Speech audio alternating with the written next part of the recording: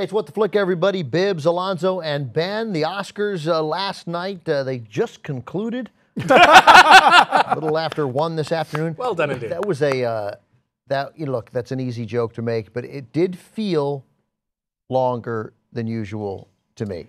It did, and what's weird is that they didn't have the usual padding that you get in these. Like, I make the joke every year that, the Grammys never feels like they have to explain what jazz is to us, but every year the Oscars has to, explain the history of movies, and, there's all those sort of pointless clip packages. This year they really avoided that. We got the Sound of Music thing.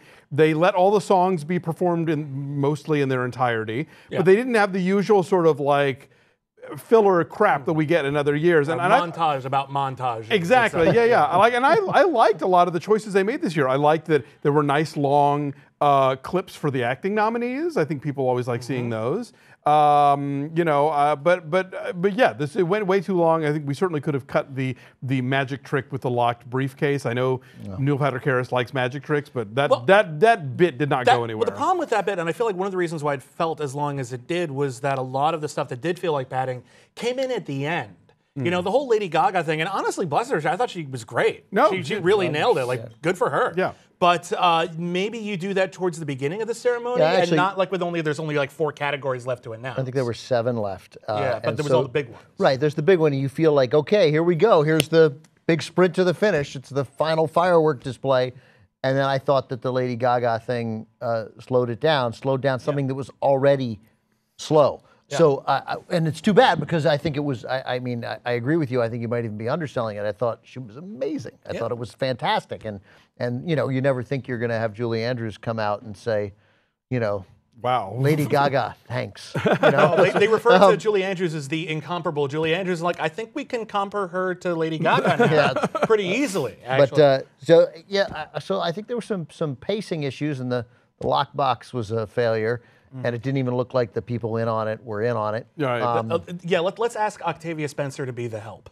Yeah, that was weird and inappropriate, and just and I think it would have played better because the whole gag was he would here's what we went through tonight, haha. That would have played better if you had waited till after Best Picture and read that over the closing credits, not oh God, we just have Best Picture, stop it, shut up, get on with it. That said, I thought that Harris was a pretty good host. I thought he was. Sure. I thought he was funny. I thought that people were complaining about the jokes that didn't land. I thought they were all pretty funny, but it's hard to land in that room when you do material that's too ouchy for the industry when the industry is the audience in that theater. Yeah. But I thought a lot of those jokes played really well. I mean, when he introduced David Oyelowo and everybody applauded, he said, "Oh, sure, you like him now." Yeah. I was like, good. "Whoa, man, that's like." They're getting some, and I thought the opening joke was funny. The best and the brightest. Yeah. But they're getting some, and I don't know. I don't want to fall into this trap because it literally violates the thing that I believe in, which is that when people complain, we give too much credence to the people complaining without knowing yet whether it's a substantive amount of people or a substantive complaint.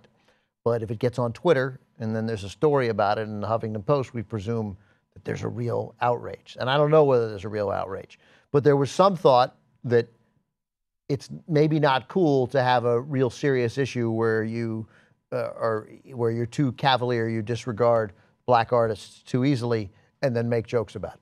That was the. I don't have any. My hunch is you can make a joke about anything, and those are just 2 lines. Absolutely, I like the Oyelowo line. Yeah, the Oyelowo line was good. I thought everyone laughed at the best and whitest gag, and a part of me is you guys should really just sort of be awkwardly looking at your shoes at that comment. That's not really ha ha ha ha.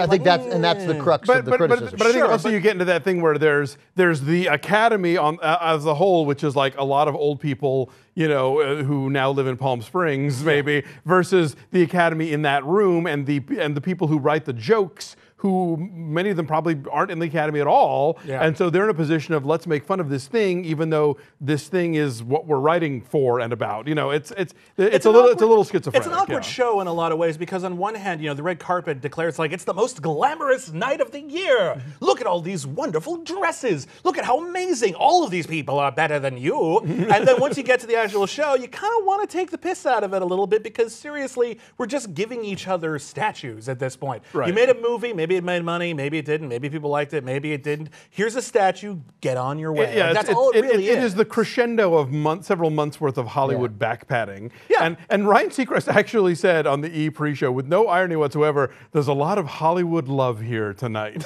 Oh, wow. But I appreciated the fact that they did an opening number that wasn't the Billy Crystal, let's make fun of the idea of opening numbers. Like, I mean, it was a little tongue-in-cheek and it was a little ironic at times, but for the most part, it was a straightforward, hey, this is this big splashy show that you're about to spend the next 3.5 hours watching, celebrating this medium. Let's talk about why we like that medium. You know? I like that there was actual commentary in it for once, because oftentimes when there's like a musical number at the Academy Awards, especially for like a song that isn't nominated, we just wanted to do a musical number, it feels like, hey, we're here to celebrate this incredible art form of film by paying homage to musical theater. Yeah, by giving you a stage program. It drives me nuts. Like, you know, look, you guys probably more than in my case, but I can recall on one hand the number of times that I walked out of a non-musical and talked about the music. It has never happened. I think I am in the majority of people. That is not what moves us at a movie. I get it. It's important. It can set the tone. It can help us along. It can get us through moments.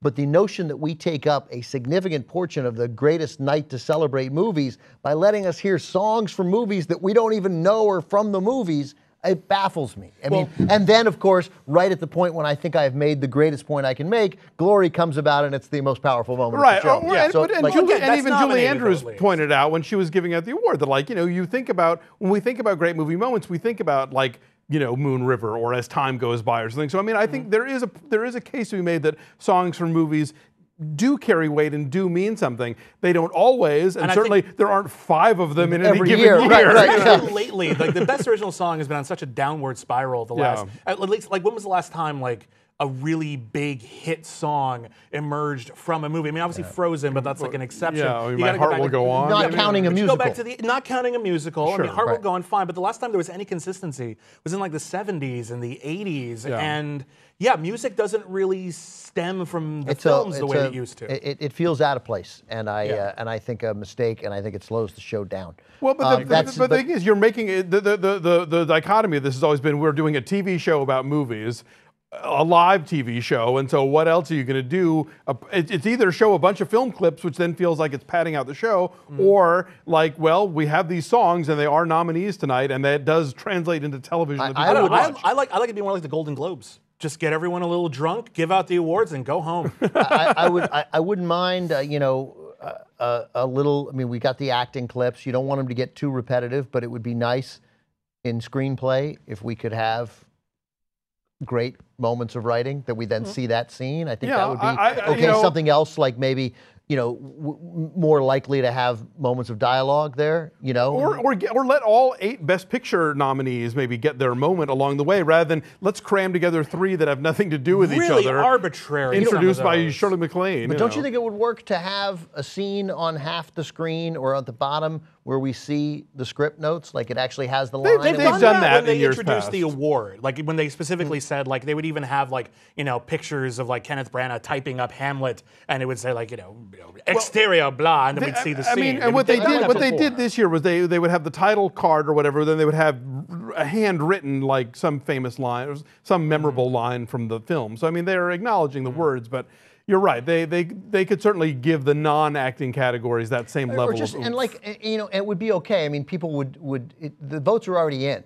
So now you're producing a show, and that should be all that matters. So pick 1 song or 2 songs that you decide matters, and do those. I don't know. If they're nominated, I feel like they should at least get. I mean, you're kind of giving them a short shrift. Nominated. No, there's only 1 show. We don't get to hear it. Well, okay, tell you what. Why don't we pick only 1 actor per category who we show a clip for? It's a song. It's not the Grammys. It's the movies. It's the Oscars. But that's a category at the Oscars. But we don't spend fine, then let's have someone read the entire screenplay. Awesome. Okay. Well, then, all right, but I think what to synthesize what you're both saying is you either do none of the songs or you do a medley of all 5 of them. Sure. Or you have to give all 5 of them kind of equal thing. You can't go into the show. Why do you have to give all 5 of them equal because things? they're all nominees. But so what? The votes are in. You're making a television show. Okay, so maybe then after they decide the winner, that one gets to be performed, and the other 4 can go fuck off. Okay, How about that? They all have to come and be ready. Congratulations, holding a guitar, you know. John Legend, you just won. Now you can do your elaborate, tear-jerking, unforgettable musical number. They do it at the Elton John part. The losers do it at the Elton John part. 2 moments that we need to discuss super quickly because we got to go. But who won the best adapted screenplay? Adapted screenplay was Imitation Game. Imitation Game. What's his Graham name? Moore. Yeah. So he gave that sort of powerful speech about being different and don't, you know, and suicide and right. He tried to commit suicide when he was 16 because he felt ostracized, felt different, felt quirky, and then he says, "Hey, no, go ahead and feel that way, and then when you get up here, pass the same message on."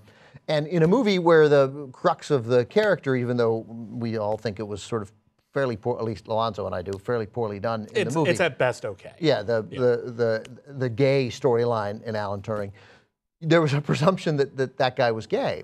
I think by almost everyone who watched. Yeah. And then so I looked him up because I thought it was such a moving speech. And then you're reading it, and I'm like, it's interesting that none of these articles will say he's gay. I assumed he was not only gay but out. And then it turns out not only is he's not out at all because he says he's straight. And I don't mean to say he says he's straight and therefore he's not. He's straight.